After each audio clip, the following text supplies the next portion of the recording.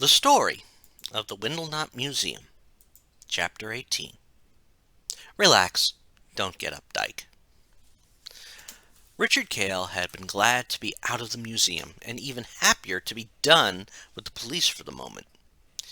He was a bit embarrassed when the cops asked him if he was all right, and informed him his folks were worried sick about him. After they had seen the damage, they asked about what he knew. At first, the police didn't believe him about what had happened. Luckily, Carl was there. He quickly grabbed the photos and showed the police, who were stunned. In a matter of moments, the cops entered the building, through the hole and the secret entrance, and found the other bodies. It took a while, and then everyone was allowed to leave.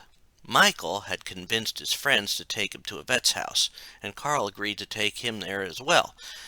Carl had led Richard to his car, an old Mustang, and sat back in the seat, feeling a bit relaxed and almost ready to fall asleep.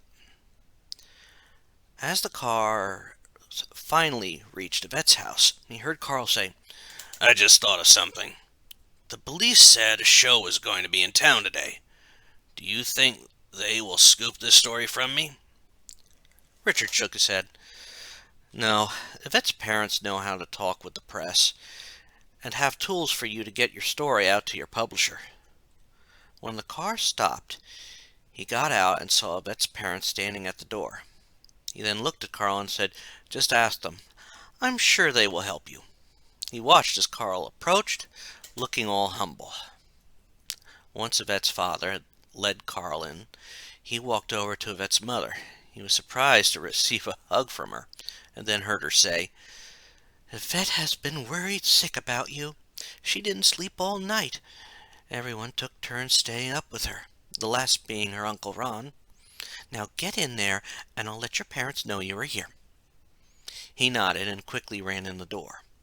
After being trapped in the museum all night, he was looking forward to seeing her and telling her about it. However, before he even saw her, he was caught off guard as she quickly hugged him. It was almost as if she had tackled him, as it caught him so off guard that they fell to the floor. He returned the hug and even kissed her. After a moment they stopped, and he smiled at her. "I'm sorry if I worried you so much. I sort of spent the night at the museum." She let go of him and gave him a pout. "I thought you didn't do those silly dares." In part, he could tell she was joking with him, especially as she turned her back to him. He sat up and pulled her up as well. "I don't.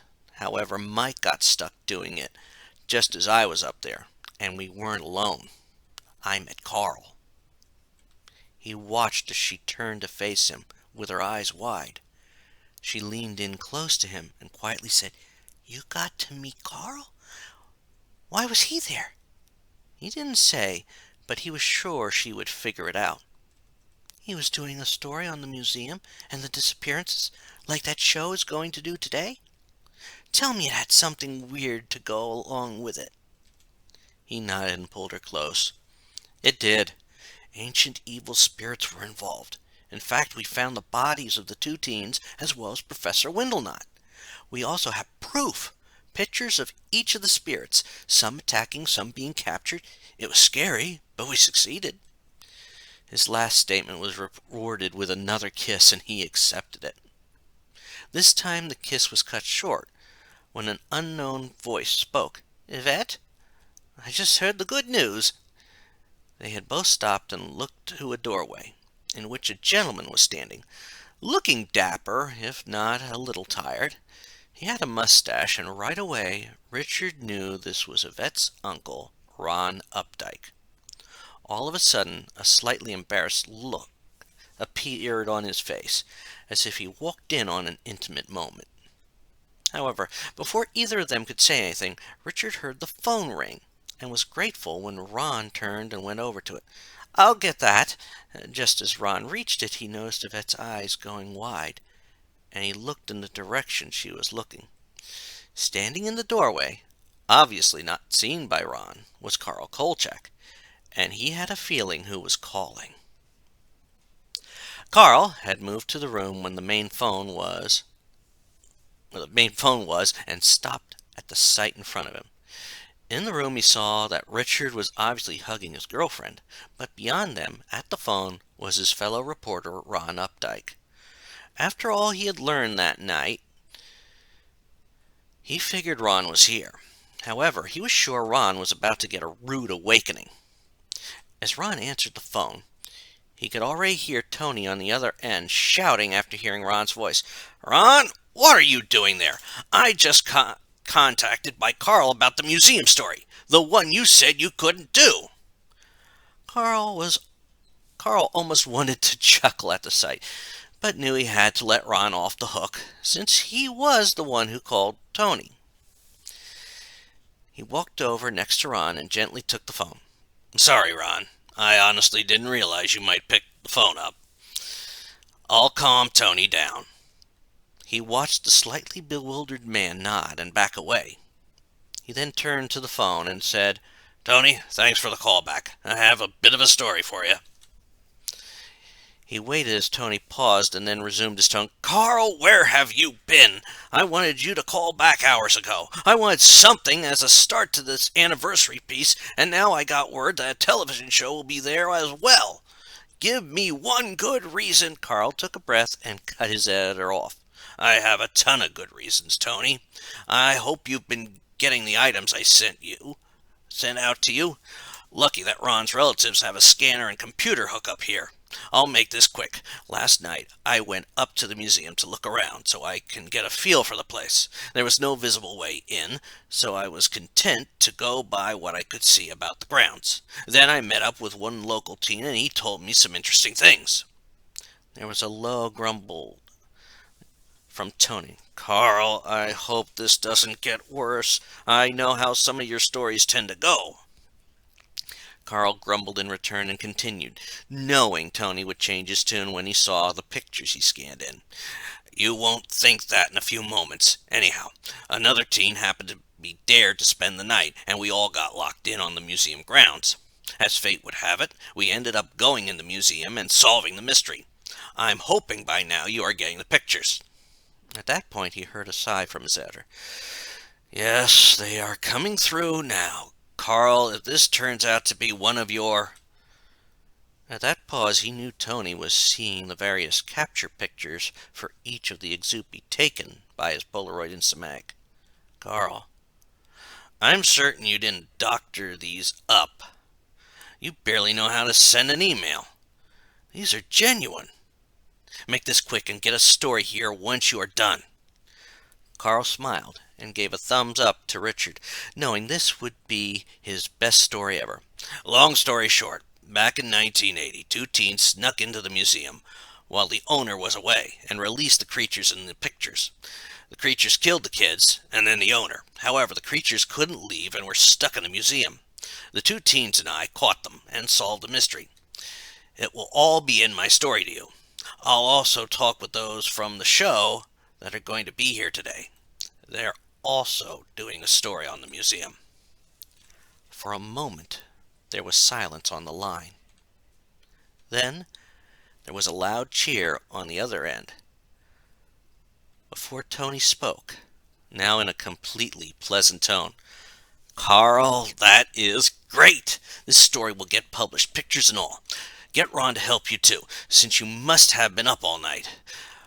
Make sure the teens both help out. I'm sure that you'll be able to handle Carl Denning from that show, Case Unsolved." There was a brief pause before Tony continued. "Carl, you did real good on this one. I'll make sure every expense is covered. Hell, treat them all to the best dinner in town." After that, Tony hung up, and he glanced at Richard, who was now standing and jumping around with Yvette. Carl had to admire the young love, and wondered how long before the two fell asleep. He put that out of his mind, as he then turned to Ron and said, "Better brew some coffee. We have a lot of work to do." He heard Ron sigh, knowing that this was interrupting his vacation. "All right, I'm just glad they are safe." As Ron headed to the kitchen, he saw him stop before the man spoke again. "Honestly, Carl, I had a feeling they would be. since I figured Tony sent you there. However, I think you better get outside. I think that show's crew just pulled up outside." Carl looked towards the window and then bolted for the door, hearing the two teens behind him. Ron had been right, and he had to make sure of things before the only other person that was at the museum, Michael, spoke to the crew. Michael McNeil sat on the porch as the van pulled up, talking with his friends about what had happened. None of them could still believe it until they saw the vessel Richard had let him watch it until they could get it back to the museum. While the people got out of the van, he heard Paige speak. "So all those years ago, those two teens, Beth and Merrick, opened all of these things? How many were there?" He looked at the blonde and honestly answered. There had been 13 there.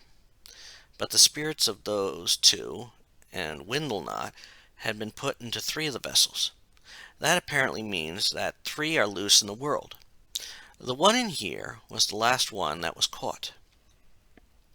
He then saw Everett point toward the van and stated what he thought was obvious.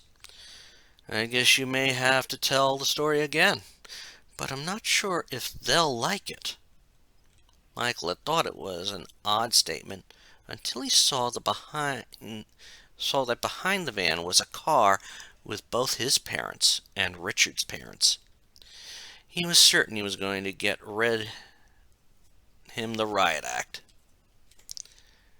However, before anyone could say anything, Carl came out of the house, followed by Richard and Yvette. He wasn't sure which sight was more comforting, the young couple or the reporter. Soon, Carl was at the front, talking with Carl Denning, whom he recognized as the host of the one show Richard and Yvette told him about.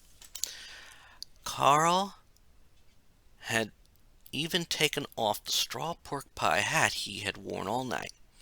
"Before anyone says anything to anybody, I'd like to make a few arrangements, if I may."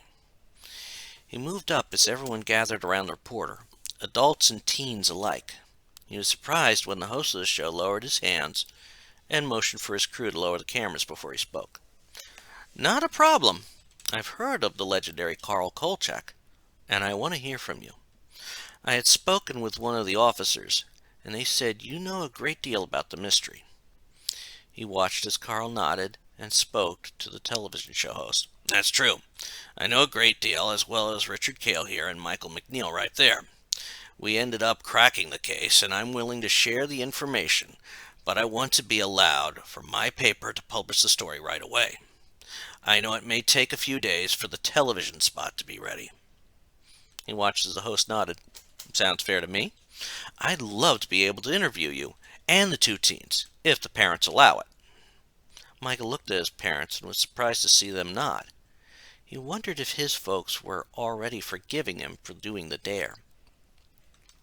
Before anyone could say anything else, he heard a yawn, and realized it had to be from Richard. It was also contagious, as several others yawned as well, and the adrenaline rush that was fueling them all night was finally running out. He then heard Richard's father speak up, speaking over everyone to Yvette. "Yvette, would your folks mind if we all came in?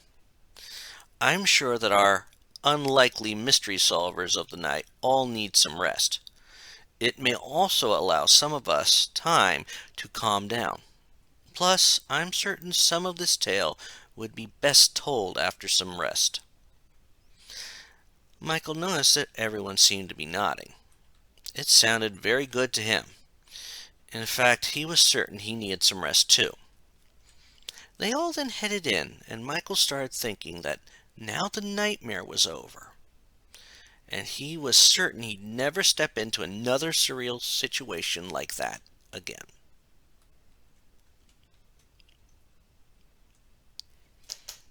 Carl Kolchak sat at his desk, looking at the calendar. He sighed and then picked up his favorite recorder to record a little note about the day. He spoke after he turned it on. "About 2 years ago, I helped solve a mystery that was 15 years old. The events that followed were amazing. He looked at the clipping from one of the papers that had followed his initial story, which showed a grand ceremony opening the museum. After the mystery was solved, the museum was opened to the public by Jeffrey Windlenot. It had been a grand occasion, as the son of Professor Hubert Windlenot said he was proud the truth of his father had finally been revealed. It also led to a return of glory to the family name, since many viewed the elder as a bit of a fraud, including his wife. He then looked at the picture of him and the two teens. He looked at the African-American boy first. All three of us were guests of honor, and all benefited. My career truly took off, and all my old stories were published. Michael, who quickly put events behind him, enjoyed a brief bit of fame before heading off to college in a town called Silent Hill. He looked at the other teen in the picture, who had a redhead right behind him. Richard also did well afterwards. His relationship with the vet stayed strong, and they both were part of the original people staffed at the museum. People came many times just to hear Richard's tale about that night, and he had taken to wearing a hat like mine. He paused long enough and wondered what he would say next. However, before he could, he noticed Tony coming out of his office, smiling as he walked over to the area in front of his and Ron's desk. He turned off the recorder as Tony smiled and said, "I have a nice surprise for both of you. You are both getting assistants." He noticed Ron had a look of shock on his face as he said, "Tony, I don't think I need an assistant. Carl usually gets the stories that an assistant would be helpful with." He watched as Tony shook his head. "Not anymore. The powers that be want more stories like that. Plus, these two assistants will be familiar to both of you. Now welcome them with open arms." At that, Carl saw two familiar figures come rushing out of Tony's office. For a brief moment he let out a joyous laugh as he saw Richard and the vet come over to the two of them. He then turned on his recorder again and amended his statement. "As I was saying, Richard and Yvette has since left Mount Pleasant, Ohio, and gone into the reporting profession. Hopefully, they will become a success like myself." He then turned off the recorder and welcomed the new members of the staff. Thank you very much for listening to this whole story, if you have. And I hope you've enjoyed it. I wrote this story many years ago.